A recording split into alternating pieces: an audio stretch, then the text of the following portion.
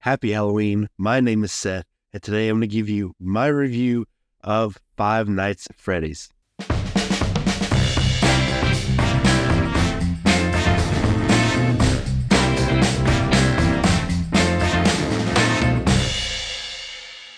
First off, I want to apologize if my voice sounds weird.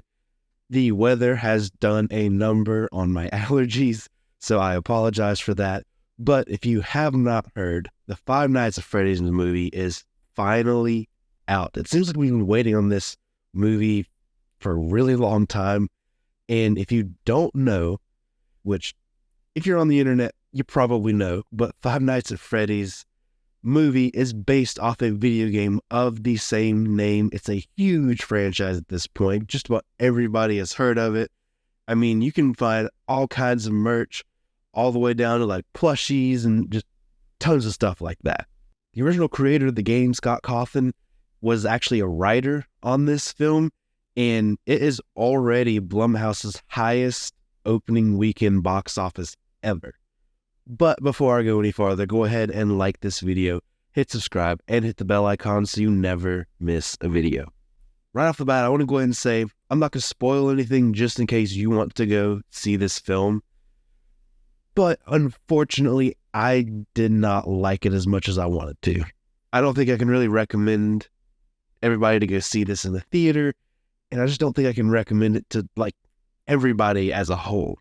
There's not even really anything in particular like I hate about this film. I don't hate this at all. It's not the worst movie I've ever seen. It's not even the worst movie of the year. It's just, it just kind of happened. The biggest thing for a horror movie is to unsettle you, to scare you a bit, to just make you feel the tension.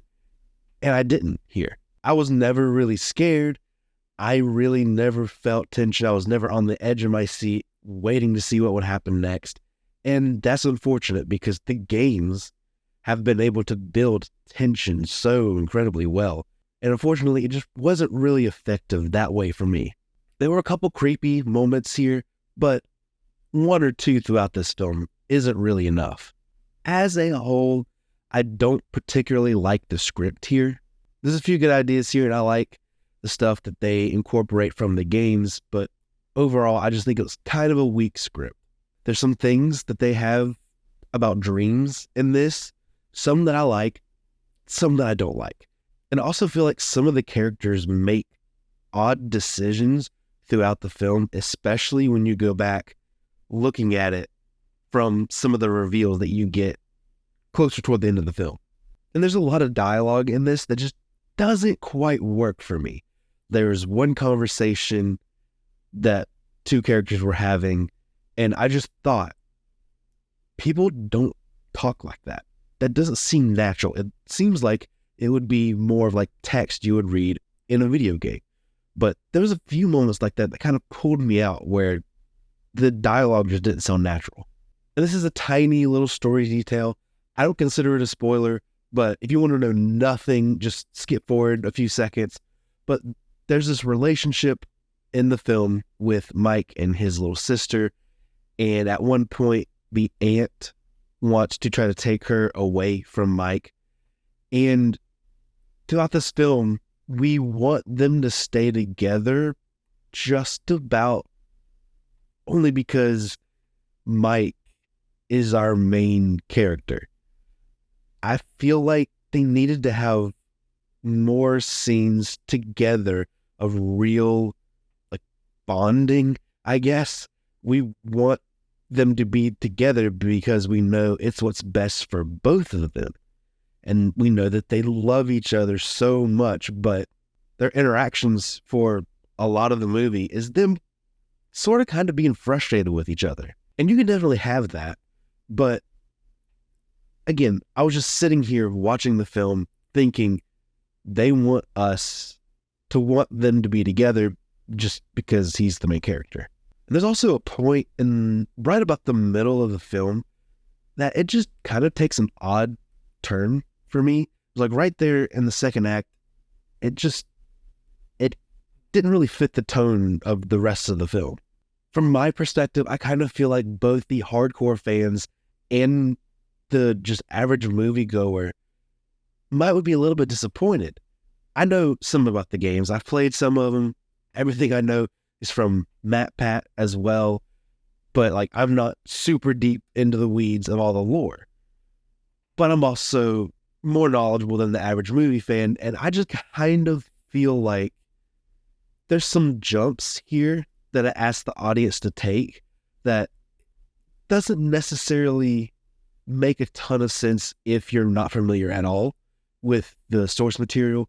But then also, I kind of feel like they don't get deep enough into the weeds of some of the lore if they're going to do that to really satisfy some of the really hardcore fans. One of my biggest compliments of this film, though, is how it looks. I think for the most part, it's shot well, and I love the sets and the set design. It's really, really cool.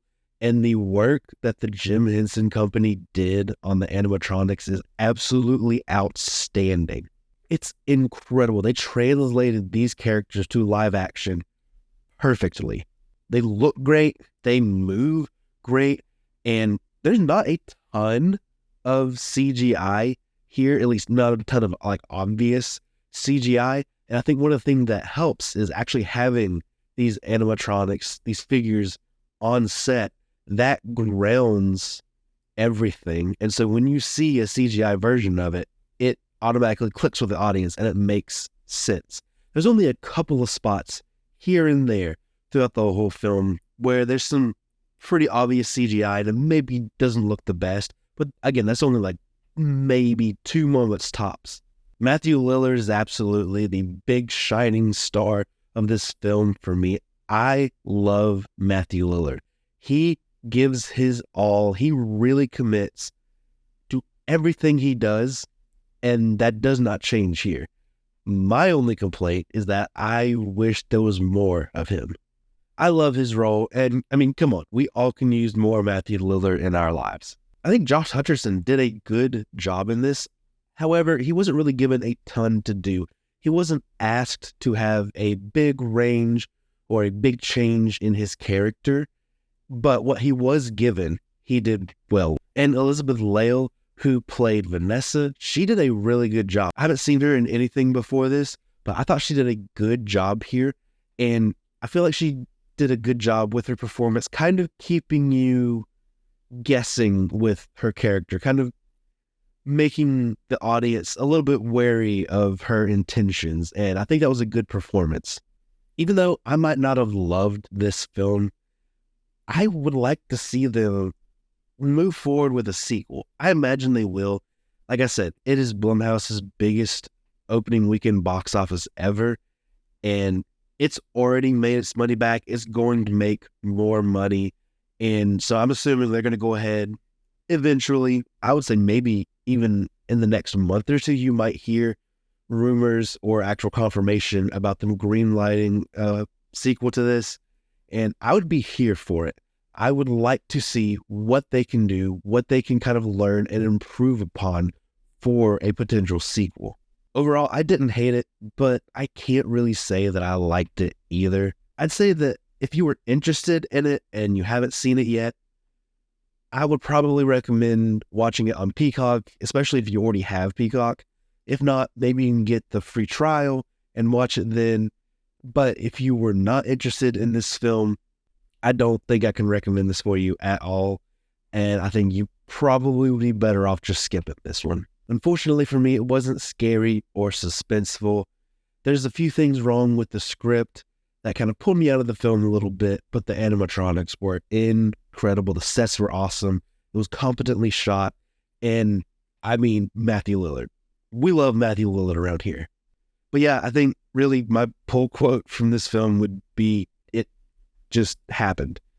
And so I didn't like it as much as I wanted to, but if you loved it, that's great. I'm glad when people like movies that I don't like. That's just another movie that you get to enjoy and have fun with, and that's always just a great time. For me, I think I'm sitting at a 2.5 out of 5 stars for now. But that's it. That's my review of Five Nights at Freddy's. Let me know what you thought in the comment section down below. I would love to have a conversation with you about it. What did you think? Have you played the games? I would love to hear your thoughts on the translation to film. We're getting closer and closer to 100 subscribers. It is so exciting. So if you would please do me a favor, hit subscribe. It would make my day. Don't forget to like this video, hit subscribe, and hit the bell icon so you never miss a video. And I'll see you next time.